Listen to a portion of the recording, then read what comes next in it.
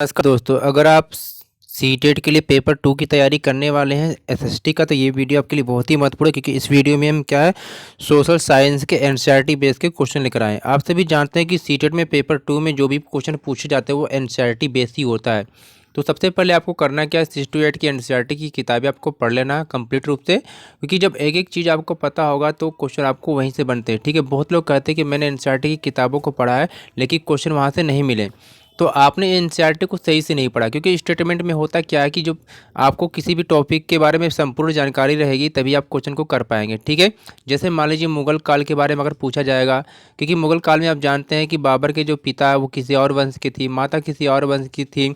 ठीक है, जब बाबर फरगना का शासक बना था तो उसकी उम्र 12 वर्ष की थी। तो ऐसे ही स्टेटमेंट जब आपको पूछा जाएगा ना, तो आपको अगर पढ़े रहेंगे पूरी कंप्लीट रूप से तो जो गलत होगा आप बता देंगे। ठीक है, तो इसी टाइप से ये क्वेश्चन है, क्योंकि प्रैक्टिस में हम इसी प्रकार से करने वाले हैं, यानी कि ये फास्ट रिवीजन है।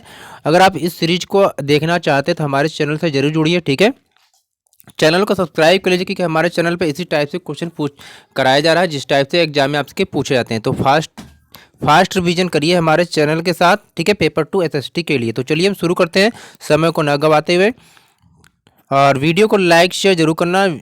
और चैनल पर पहली बार विजिट करें तो इसी टाइप के क्वेश्चन को करने के लिए आप क्या चैनल को सब्सक्राइब जरूर कर लेंगे। ठीक है, देखिए पहला क्वेश्चन है, ये एनसीईआरटी की किताब है, 6 से है, हिस्ट्री से है। ठीक है, तो प्यारे दोस्तों पहला क्वेश्चन यहाँ पर देखा, गेहूं और जौ की फसलों के संदर्भ में निम्नलिखित कथनों पर आपको क्या विचार करना है। देखिए अब ये स्टेटमेंट आ गया आपका। ठीक है, पहला करा कि मनुष्यों द्वारा सर्वप्रथम इन्हीं फसलों को उपजाने की शुरुआत की गई थी। दूसरा करा कि इन फसलों के उपजाने का क्षेत्र हिमालय और विंध्य की पहाड़ियाँ थी। अब आपको बताना कि इन दोनों कथनों में से कौन से कथन सही है और कौन से गलत है। तो जब आप आंसर देखेंगे तो इसमें से केवल पहला कथन सही है। ठीक है, यानी ऑप्शन ए यहाँ पर राइट हो जाएगा, यानी कि मनुष्यों द्वारा सर्वप्रथम इन्हीं फसलों को उपजाने की जो शुरुआत की गई थी। ठीक है, और यह आपका जो हिमालय विंध्य के क्षेत्र में नहीं था। ठीक है, चलिए आगे देखते हैं। सेकेंड क्वेश्चन यहाँ पर देख पा रहे होंगे आप कि भारतीय उपमहाद्वीप, ठीक है, कि भारतीय उपमहाद्वीप के संदर्भ में निम्नलिखित कथनों पर आपको विचार करना है। ठीक है, आरंभिक नगरों का विकास सिंधु व इसकी सहायक नदियों के किनारे हुआ है। ठीक है, दूसरा कहा जा रहा है कि गंगा व इसकी सहायक नदियों के किनारे नगरों का विकास लगभग 5000 वर्ष पूर्व हुआ था। अब आपको बताना कि कौन से कथन सही है। जब आप यहाँ पर देखेंगे तो यहाँ पर क्या पहला आपका यहाँ पर सही हो जाएगा कि आरंभिक नगरों का विकास सिंधु व इसकी सहायक नदियों के किनारे हुआ था, लेकिन दूसरा कथन यहाँ पर गलत हो जाएगा क्योंकि 5000 ईसा पूर्व नहीं है। ठीक है, चलिए आगे देखते हैं। आगे के क्वेश्चन को हम जब देखते हैं यहाँ पर दोस्तों, यहाँ पर देखेंगे जब तो ये गंगा व इसकी सहायक जो नदियों का जो विकास हुआ था ये आपका 5000 ईसा पूर्व 5000 वर्ष पूर्व में नहीं हुआ था। तो ये जो हुआ था आपका कब, 2500। ठीक है, यानी कि 2500 वर्ष पूर्व हुआ था। तो ये भी आप जानते चलेंगे। ठीक है, चलिए आगे चलते हैं नेक्स्ट क्वेश्चन की तरफ। अगला क्वेश्चन को हम देखते हैं यहाँ पर, तीसरा क्वेश्चन यहाँ पर है। ठीक है, तीसरा क्वेश्चन यहाँ पर कहा जा रहा है कि गंगा व सहायक गंगा नदी के दक्षिण में इसकी सहायक नदी सोन के आसपास का जो क्षेत्र है प्राचीन काल में किस नाम से जाना जाता था। तो आप सभी जानते हैं कि गंगा के जो आसपास का जो क्षेत्र है वो किस प्राचीन काल में किस नाम से जाना जाता है। तो ये जानते थे इसको क्या, मगध के नाम से, यानी कि ऑप्शन यहाँ पर क्या है, डी राइट हो जाएगा। ठीक है, मगध के नाम से जानते हैं। ठीक है, चलिए आगे देखते हैं अगले क्वेश्चन की तरफ। क्वेश्चन नंबर 4 यहाँ पर है दोस्तों, यहाँ पर देखेंगे। ठीक है, 4 क्वेश्चन क्या कह रहा है यहाँ पर कि भारत देश के नाम के संदर्भ में, ठीक है, भारत देश के नाम के संदर्भ में निम्नलिखित कथनों पर आपको क्या करना है, विचार करना है, या कौन से कथन सही आपको बताना है। ठीक है, पहला कथन यह कि लगभग 2500 वर्ष पूर्व उत्तर पश्चिम की ओर से आने वाले ईरानियों और यूनानियों ने सिंधु को हिंदोस अथवा इंदोस तथा इस नदी के पूर्व में स्थित भूमि प्रदेश को इंडिया कहा। ठीक है, तो ये बिल्कुल राइट है। दूसरा कथन है कि भरत नाम का प्रयोग उत्तर पश्चिम में रहने वाले, ठीक है, उत्तर पश्चिम में जो रहने वाले हैं लोगों के एक समूह के लिए किया जाता था। इस समूह का उल्लेख जो है संस्कृत भाषा की आरंभिक कृति ऋग्वेद में मिलता। तो ये भी कथन बिल्कुल सही है। तो यहाँ पर जब पहला दूसरा दोनों कथन यहाँ पर सही हो जाएगा। ठीक है, यानी ऑप्शन सी यहाँ पर राइट हो जाएगा। ठीक है, चलिए चलते हैं अगले क्वेश्चन की तरफ हम। अगला क्वेश्चन है दोस्तों यहाँ पर कि पांडुलिपियों के संदर्भ में निम्नलिखित कथनों में से कौन सा कथन सही नहीं है। आपको बताना है कौन सा कथन गलत है। ध्यान रखना, आपको पेपर को आपको सही से पढ़ना कि इसमें गलत पूछा आपको, ठीक है। पहला है कि अतीत में हाथ से लिखी गई पुस्तक क्या पांडुलिपि कहलाती थी, तो बिल्कुल सही है। दूसरा है कि अंग्रेजी में पांडुलिपि के लिए मैन्युस्क्रिप्ट शब्द का प्रयोग होता है, जो लैटिन भाषा के शब्द मेनू जिसका अर्थ हाथ से निकला है, तो ये भी बिल्कुल सही है, ठीक है। आगे देखते हैं। तीसरा कथन यहाँ पर कर रहा है कि पांडुलिपियां ताड़ के पत्तों को काटकर अथवा हिमालयी क्षेत्र में उगने वाले भोज नाम के पेड़ की छाल से विशेष तरीके से तैयार भोजपत्र पर लिखी जाती थी। ये भी बिल्कुल सत्य है, लेकिन आपको गलत बताना था, ठीक है। डी ऑप्शन यहाँ पर कह रहा है कि पांडुलिपियां केवल मंदिरों और विहारों में प्राप्त होती हैं, जो केवल संस्कृत भाषा में लिखी जाती है, तो ये गलत है, ठीक है, ये गलत है। तो आपको गलत ही बताना था, तो यहाँ पर ये ऑप्शन डी यहाँ पर राइट हो जाएगा, ठीक है। चलिए आगे चलते हैं। तो आपको पता होना चाहिए कि क्या पांडुलिपियां जिनमें संस्कृत, प्राकृत और तमिल भी शामिल है, ठीक है। जिनमें क्या है, केवल संस्कृत भाषा में ही पांडुलिपियां नहीं मिली हैं, ये प्राकृतिक भाषा और तमिल भाषा में भी आपको पाई गई हैं, ठीक है। चलिए, यानी कि पांडुलिपियां देखिए मंदिरों और विहारों में तो पाई गई हैं, इसके साथ साथ और भी कई जगहों पर भी पाई गई हैं, ठीक है। चलिए क्वेश्चन नंबर 6 को देखते हैं यहाँ पर दोस्तों। क्वेश्चन नंबर 6 क्या करा यहाँ पर कि अभिलेखों के संदर्भ में निम्नलिखित कथनों पर आपको विचार करना है। पहला है कि ऐसे लेख जो केवल पत्थरों पर उत्कीर्ण किए जाते थे अभिलेख कहलाते हैं, तो बिल्कुल गलत, कोई जरूरी नहीं केवल पत्थरों पर ही उत्कीर्ण किए जाएं। दूसरा है कभी कभी शासक अथवा अन्य लोग अपने आदेशों को इस तरह उत्कीर्ण करवाते थे ताकि लोग उन्हें देख व पढ़ सकें तथा उनका पालन कर सकें, ठीक है। तो ये आपका सही है, ठीक है। आगे देखते हैं। अब आपको बताना था कि दोनों में से कौन सा कथन सही है, तो यहाँ पर दूसरा सही है, ठीक है। यानी आप सभी जानते हैं कि जो लेख होते हैं पत्थर अथवा धातु दोनों पर क्या है, अपेक्षा की जो कठोर सतह होते थे उस पर उत्कीर्ण किए जाते थे, ठीक है। चलिए आगे देखिए। क्वेश्चन नंबर 7 यहाँ पर क्या कह रहा है, ठीक है। क्वेश्चन 7 क्या कह रहा है, ध्यान से देखेंगे आप कि अशोक का कंधार से प्राप्त अभिलेख निम्नलिखित में से किन लिपियों में लिखा गया था, ठीक है, आपको बताना है। तो यहाँ पर देखिए आपको आंसर भी दिखाई देगा। पहला है आरमाइक और ब्राह्मी, दूसरा है यूनानी और ब्राह्मी, तीसरा देवनागरी और तमिल। ऑप्शन डी सही हो जाएगा कि यूनानी और आरमाइक, ठीक है। देखिए अशोक का जो कंधारा अभिलेख है इस क्षेत्र में जो प्रयुक्त होने वाली जो यूनानी तथा आरमाइक नामक दो क्या है भित्ति लिपियों तथा भाषाओं में ये लिखा गया है, ठीक है। चलिए आगे देखते हैं। प्लीज़ वीडियो को लाइक शेयर जरूर करिएगा। देखने में आता है कि जितने भी बच्चे देखते हैं लाइक सभी लोग नहीं करते हैं। देखिए आपके लिए इतना मेहनत किया जा रहा है कि क्वेश्चन ढूंढ के लाया जा रहा है, तो जितने लोग देख रहे हैं प्लीज़ वीडियो को लाइक जरूर किया करिए और पूरी ईमानदारी से इस वीडियो को भी अपने दोस्तों के साथ भी शेयर करें कि जिससे हमें मोटिवेशन मिले और हम आपके 6 to 8 की पूरी एनसीईआरटी को कवर करा दें, ठीक है, MCQ क्वेश्चन के माध्यम से। और हाँ, चैनल पर अगर पहली बार विजिट करें तो चैनल को सब्सक्राइब भी जरूर कर लेंगे आप, ठीक है। चलिए आगे देखते हैं। क्वेश्चन नंबर अगला है स्टेटमेंट है, कथन है, ठीक है। ईसा मसीह के जन्म के पूर्व की सभी तिथियां ईसा पूर्व के नाम के रूप में जानी जाती है, बिल्कुल सत्य है, ठीक है। दूसरा है कि वर्ष की गणना ईसाई धर्म क्या है, प्रवर्तक ईसा मसीह के जन्म की तिथि से की जाती है, ये भी बिल्कुल सही है। एक दूसरे की व्याख्या कर रहा है, इसलिए ऑप्शन ए यहाँ पर सही हो जाएगा, ठीक है। चलिए और आप सभी को पता है कि ईसा पूर्व को अंग्रेजी में क्या करते हैं, BC कहते हैं, यानी कि बिफोर क्राइस्ट कहते हैं। और हिंदी में वर्तमान में तिथि जो प्रयोग की जाती है ईस्वी करते हैं, ठीक है। और इसको ईस्वी को क्या AD से संबोधित किया जाता है, तो इसको भी आप पढ़ लेंगे, ठीक है। चलिए आगे देखते हैं। नेक्स्ट क्वेश्चन है यहाँ पर है, देखेंगे आप। निम्नलिखित पुरास्थलों में से किन स्थानों से मनुष्य के आखेटक खाद्य संग्राहक होने के प्रमाण नहीं मिल रहे हैं। आपको देखो प्रमाण नहीं पूछा है, इस बात का जरूर ध्यान रखना आप, ठीक है। तो यहाँ पर क्या है, भीमबेटका से है, हुस्की से है, चिराद, ऑप्शन यहाँ पर सही हो जाएगा, ठीक है। क्योंकि नहीं आपसे पूछा है तो आपको नहीं वाला यानी जो गलत वो आपको बताना है, यानी कि भीमबेटका, हुस्की और जो कुरनुल की जो गुफा है, यानी कि ऑप्शन डी भी देखिए, ठीक है। भीमबेटका, हुस्की और जो कुरनुल की गुफाओं से मनुष्य के आखेटक व संग्राहक होने के प्रमाण मिले थे। और ये तीनों जो गुफाएं, ये तीनों जो है पूरा पाषाणिक पूरा स्थल है, ध्यान रखना, पूरा पाषाणिक पूरा स्थल है। जबकि जो चिराद है ये नव पाषाणिक है, ठीक है। चिराद जो है नव पाषाणिक पूरा स्थल है। और भीमबेटका नर्मदा नदी के किनारे, तथा हुसगी और जो कुन्नुल की जो गुफा है यह तुंगभद्रा नदी के किनारे स्थित है। ठीक है, ये भी आप जानेंगे, हो सकता है कि आपसे क्वेश्चन ये भी पूछ दे। अगला क्वेश्चन यहाँ पर देखेंगे। ठीक है, चलिए आगे क्वेश्चन क्या है कि निम्नलिखित पुरास्थलों में से कौन से 9 पाषाणिक पुरास्थल है। देखिए आपसे 9 पाषाणिक पुरास्थल आपसे पूछा जाएगा। ठीक है, अब आपको बताना है। तो यहाँ पर दे रखा है मेहरगढ़, बुर्ज होम, महागढ़ा, कोल्डिहवा, दाउजली हेडिंग। अब आपको बताना है कि इनमें से कौन सा 9 पाषाणिक पुरास्थल है। ठीक है, तो यहाँ पर जब देखेंगे तो मेहरगढ़, बुर्ज होम, महागढ़ा, कोल्डिहवा, ठीक है, और आपका दार्जिलिंग हेडिंग, यानी ये सभी क्या हैं आपके 9 पाषाणिक स्थल हैं। ठीक है, चलिए आगे चलते हैं। देखिए यहाँ पर हो जाएगा पहला, दूसरा, तीसरा, चौथा, पांचवा सही है सभी। ठीक है, चलिए अगले क्वेश्चन की तरफ देखते हैं। अगला क्वेश्चन क्या कर रहा है यहाँ पर दोस्तों कि पूरा पाषाणकालीन पाषाण औजारों के निर्माण के संदर्भ में निम्नलिखित कथनों पर आपको विचार करना है। ठीक है, पहला करा कि पत्थर के इन औजारों के बनाए जाने का स्थान उद्योग स्थल कहलाता है। ठीक है, बिल्कुल सही है।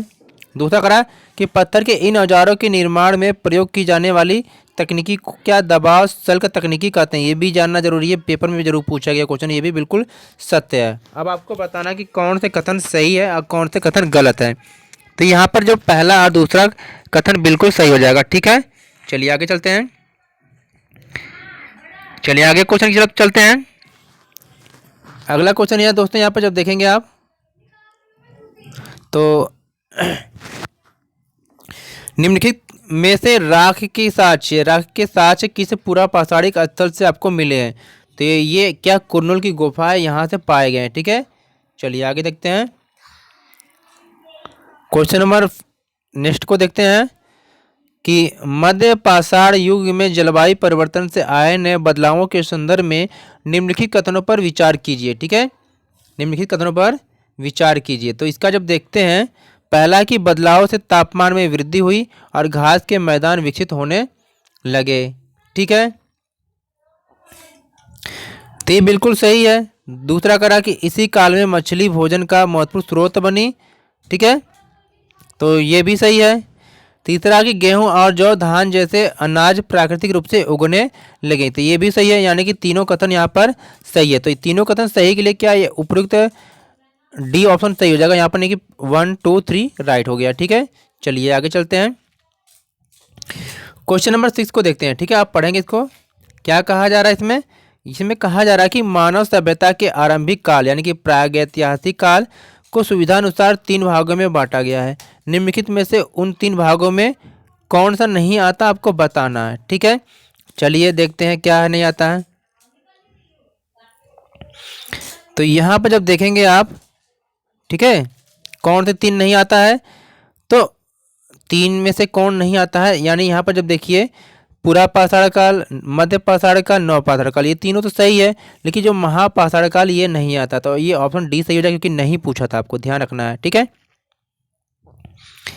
तो मानव सभ्यता के जो आरंभिक काल था, यानी जिसको हम प्रागैतिहासिक काल के नाम से जानते हैं, इनको 3 भागों में बांटा गया था।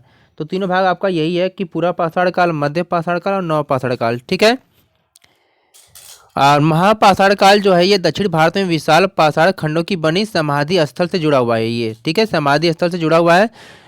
और मानव जो इतिहास की लगभग जो 99% जो कहानियां हैं वो प्रागैतिहासिक काल से ही जुड़ी हुई है। ठीक है, चलिए चलते हैं नेक्स्ट क्वेश्चन की तरफ। क्वेश्चन नंबर 7 यहाँ पर कह रहा है, सीरियल नंबर से कोई मतलब नहीं है दोस्तों, यहाँ पर ध्यान रखना आप। ठीक है, तो यहाँ पर कहा जा रहा है कि निम्नलिखित में से कौन सा पूरा स्थल प्रागैतिहासिक शैल चित्रकला के लिए जाना जाता है। ठीक है, तो यहाँ पर भीमबेटका जाना जाता है। ठीक है, ऑप्शन देख लीजिए आप। ठीक है, भीमबेटका कहाँ पर वर्तमान में मध्य प्रदेश में है, मध्य प्रदेश के कहाँ पर, रायसीना। ठीक है, रायसीना जिले में। ठीक है, रायसेन जिले में स्थित है। ठीक है, चलिए आगे चलते हैं। और भीमबेटका को ही क्या प्रागैतिहासिक कालीन चित्रकला से संबंधित किया जाता है, क्योंकि यहाँ पर अजंता तथा बाघ की शैलकृति गुफा चित्रकला मिलती है। ठीक है, मौर्य काल के बाद के ही। और चलिए आगे चलते हैं। क्वेश्चन नंबर नेक्स्ट यहाँ पर है, देखेंगे आप।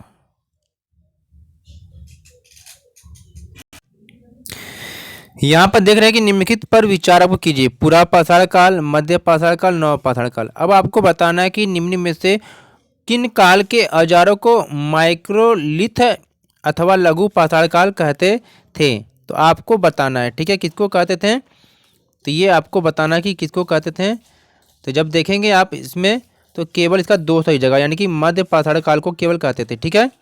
यानी आप सभी जानते हैं कि लगभग 12,000 वर्ष पूर्व से 12,000 वर्ष पूर्व से लेकर 10,000 वर्ष पूर्व, ठीक है, 12,000 पूर्व से लेकर 10,000 वर्ष पूर्व तक के काल को क्या मध्य पाषाण काल कहते हैं।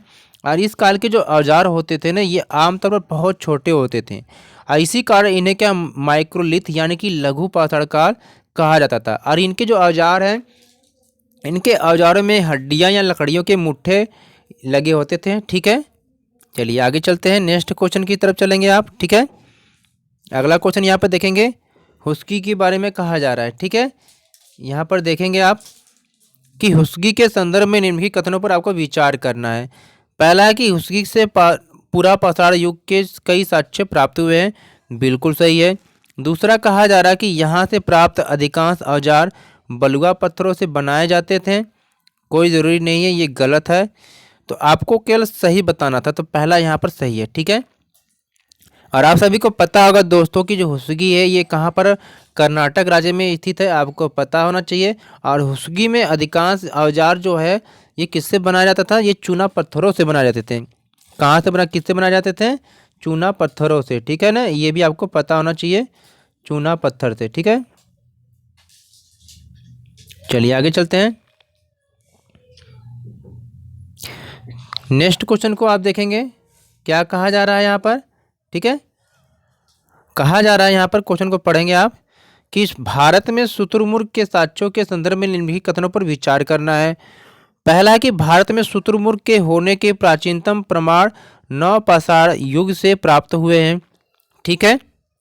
चलिए दूसरा कहा जा रहा है कि आंध्र प्रदेश के पटने नामक, ठीक है, पुरास्थल से शुतुरमुर्ग के अंडों के अवशेष मिले हैं।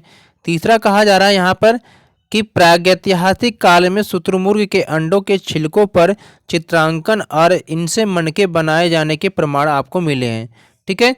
तो ये क्या है, तीसरा कथन सही है, बाकी पहला और दूसरा आपका दूसरा जो गलत है, ठीक है। क्यों, क्योंकि भारत में शुतुरमुर्ग होने के जो प्राचीनतम प्रमाण है ये पूरा पाषाण काल से ही प्राप्त हुए हैं।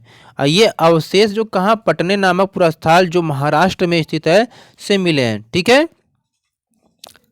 और जो 25,000 वर्ष पुराने जो शुतुरमुर्ग के अंडे पाए गए हैं, ठीक है, वही राजस्थान के बूंदी से प्राप्त हुए थे, ठीक है। चलिए आगे देखते हैं, आगे क्वेश्चन को हम देखते हैं दोस्तों।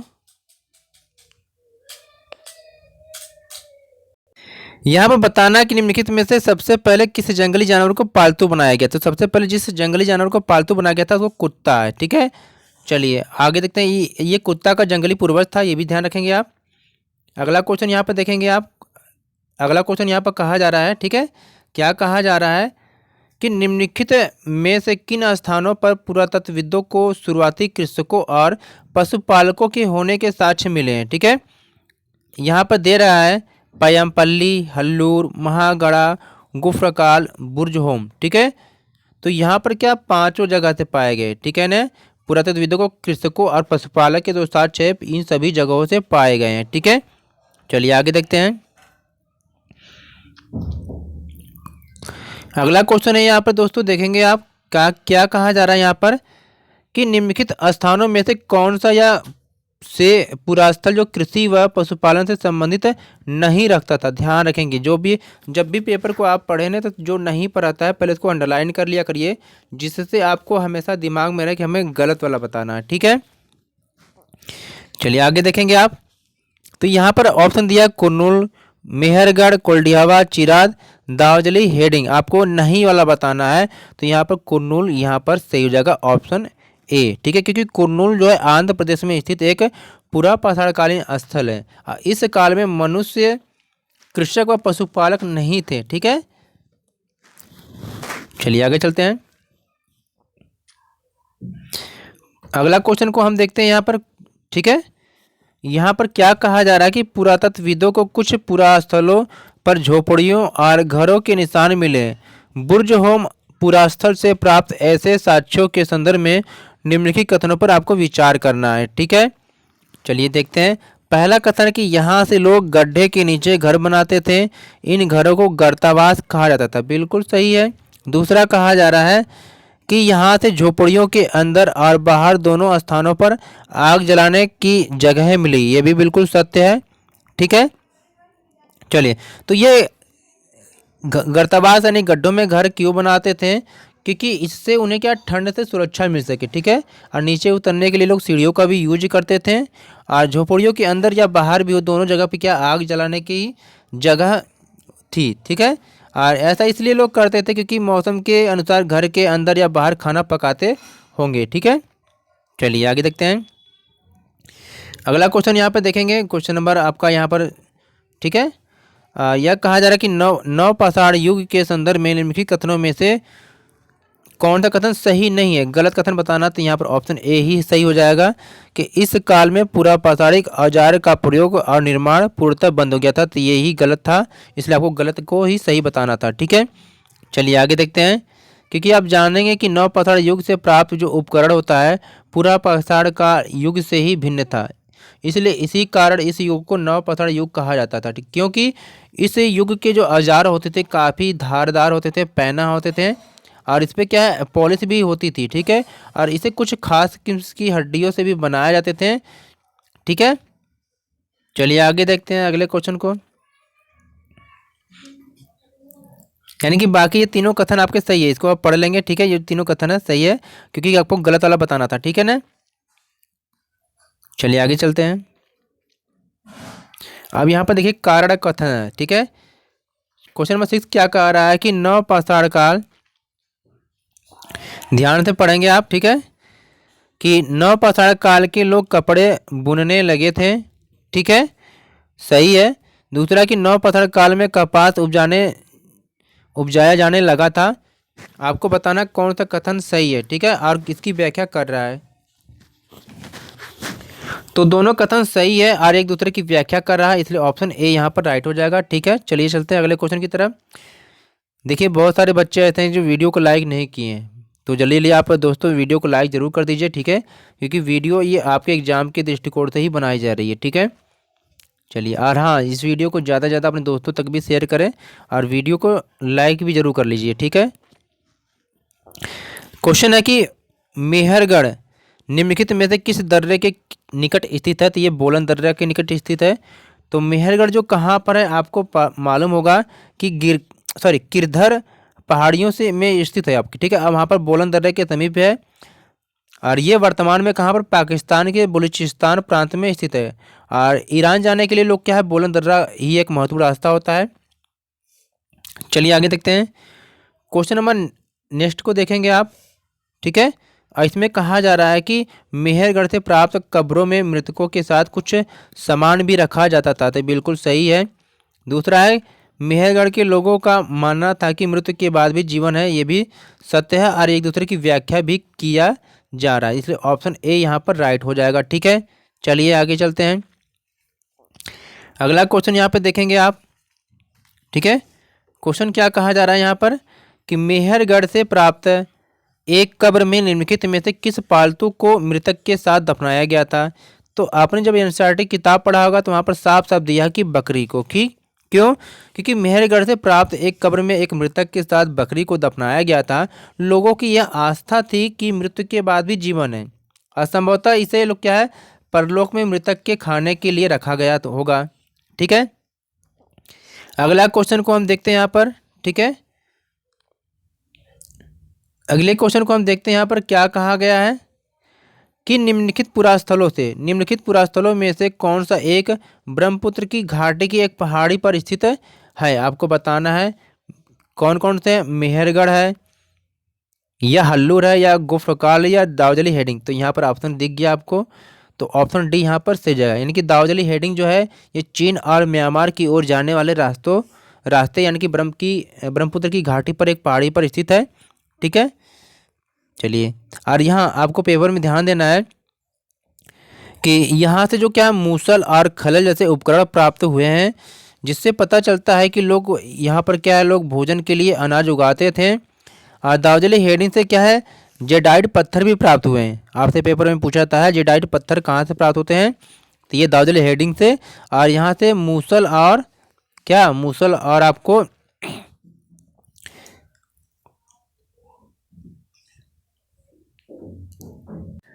खलल भी प्राप्त हुआ है। ठीक है, तो यहाँ पर हमने क्या किया कि एनसीईआरटी के ये सीरीज को कंप्लीट कर लिया। ठीक है, तो प्लीज़ वीडियो को लाइक शेयर और चैनल को सब्सक्राइब कर लीजिएगा। आप प्लीज़ बताइए, कमेंट करके बताइए कि ये सीरीज आपको कैसी लगी। क्या इस टाइप से एनसीईआरटी के सारे चैप्टर को करा देना चाहिए? अगर हाँ तो वीडियो को लाइक और शेयर और चैनल को सब्सक्राइब करके जरूर रख लीजिएगा। ठीक है, थैंक फॉर वॉचिंग। फिर मिलते हैं एक नई वीडियो के साथ।